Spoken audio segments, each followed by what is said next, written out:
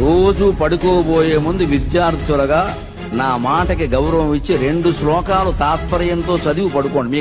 నత్వేవాహం జాతు నాసం నత్వం నేమే జనాధిపాః నచైవ న భవిష్యామః సర్వే వయమ తత్పరం. కృష్ణుడు మనలాంటి అర్జునుడిని చూసి, అర్జున, నువ్వు ఈరోజు ఉన్నావు, నేను ఈరోజు ఉన్నాను, నీ ముందు వాళ్ళు ఈరోజు ఉన్నారు, నిన్న కూడా ఉన్నాం, రేపు ఉంటాం. ఎవ్వరూ కూడా ఒకేసారిగా వచ్చి ఒకేసారి వెళ్ళిపోయే వాళ్ళు కాదు అర్జున.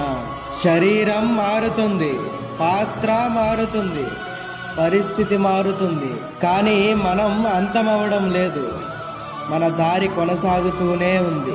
అందుకే అర్జున, మరణం చూసి భయపడకు, విడిపోవడం చూసి వణుకు పడకు. ఇది అంతం కాదు, ఇది మార్పు మాత్రమే అర్జున. అర్థమవుతుందా మిత్రమా? ఒక ఇంటిని ఊహించుకో. తండ్రి బలంగా ఉన్న రోజుల్లో అతడే అన్నీ చూసేవాడు. అదే తండ్రి కాలం గడిచాక మౌనంగా ఒక మూల కూర్చుంటాడు. అప్పుడు కొడుకు ముందుకు వస్తాడు. బాధ్యతలు అతని భుజాలపై పడతాయి. తండ్రి పోయారా? లేదు. కొడుకు కొత్తగా వచ్చాడా? లేదు. పాత్రలు మారాయి, స్థానం మారింది, కానీ బంధం పోలేదు. ఇదే జీవితం, ఇదే కృష్ణుడు చెప్పిన సత్యం. పోయేది మనిషి కాదు, మారింది అతని పాత్ర మాత్రమే. మరి నువ్వు ఎంత శ్రద్ధగా అయితే రోజు వింటున్నావో, నీలాగా చాలా మంది వింటే బాగుంటుంది కదా. అందుకే షేర్ చేయండి, కామెంట్ చేయండి, లైక్ చేయండి. అందరూ సపోర్ట్ చేస్తారని కోరుకుంటూ, హరే కృష్ణ.